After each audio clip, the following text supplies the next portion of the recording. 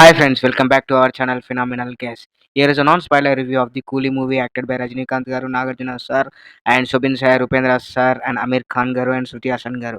Directed by Lokesh Kanagaraj garu. First thing first, ఈ cinema మీద నా ఒపీనియన్ చెప్పాలంటే నచ్చలేదు ఫ్రెండ్స్. అసలు లోకేష్ కనకరాజ్ గారి ఫిలిం లానే లేదు. లోకేష్ కనకరాజ్ గారు డైరెక్టర్గా, రజనీ సార్ హీరోగా అండ్ నాగార్జున సార్ విలన్గా, మరి అమీర్ ఖాన్, ఉపేంద్ర సార్, శోభిన్ సార్ ఇంతమంది క్యాస్ట్ని పెట్టుకొని ఏం తీశాడు అసలు లోకేష్ కనకరాజ్ గారు. బుర్ర పడసలు ఒక్క సీన్ కూడా బాగాలేదు, అట్రాక్టింగ్ అనిపించేది. మొత్తం జైలర్ టెంప్లెట్ సినిమా చూసిన ఫీలింగ్ అయితే వస్తది. స్లో మోషన్, బ్యాక్‌గ్రౌండ్ స్కోర్ అంతే. మధ్య మధ్యలో ఫ్లాష్ బ్యాక్స్ అంతే. ఫస్ట్ హాఫ్ అయితే చాలా స్లోగా డ్రాగ్ చేసిన ఫీలింగ్ అయితే అనిపిస్తుంది. లోకేష్ కనకరాజ్ గారి ఫిల్మ్ చూస్తున్నామా? లేకపోతే వేరే వాళ్ళ కొత్త డైరెక్టర్ ఫిల్మ్ చూస్తున్నామా? అన్న ఫీల్ వస్తది. అసలు ఈ కథ రజనీకాంత్ గారు ఎలా ఓకే చేశారు? ప్రెస్ మీట్‌లో నాగార్జున గారు కూడా అన్నారు, ఈ కథ రజనీకాంత్ గారు ఓకే చేశారా అని. సో, అప్పుడే మనం అర్థం చేసుకోవాలి ఈ సినిమా అట్టర్ ఫ్లాప్ అవ్వబోతుందని. సెకండ్ హాఫ్‌లో కొన్ని ఫ్లాష్ బ్యాక్ సీన్స్ ఓకే అనిపిస్తది. అసలు ఈ సినిమాకి లోకేష్ కంటే అనిరుద్ గారు చాలా ప్లస్ చేశారు.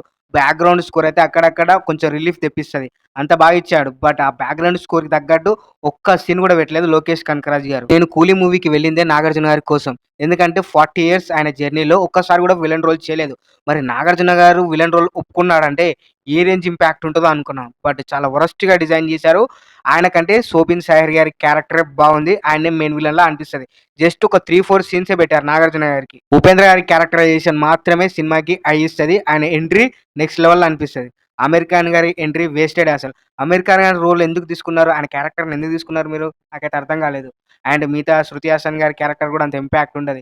జస్ట్ ఒక శోభిన్ సాహర్ గారిది అండ్ ఉపేంద్ర గారి క్యారెక్టర్ మాత్రమే కొంచెం ఇంపాక్ట్ చూపిస్తది మూవీ మీద అంతే. ఇంత హ్యూజ్ క్యాస్ట్‌ని తీసుకొని, ఇంత హ్యూజ్ హైప్‌నిచ్చి ఇలాంటి వరస్ట్ ఫిల్మ్ తీస్తారని నేను అనుకోలేదు. 'లియోనే' యావరేజ్ ఫిల్మ్ అంటే 'లియో' కంటే దారుణంగా ఉంది 'కూలీ' మూవీ. ఇదొక డిజాస్ట్రస్ ఫిల్మ్ అంతే. ఒకవేళ మీరు 'కూలీ' మూవీ చూస్తే ఏమనిపించిందో కింద కామెంట్ చేయండి. వీడియో నచ్చితే లైక్ చేయండి, షేర్ చేయండి. మరి సబ్స్క్రైబ్ చేయండి ఫ్రెండ్స్.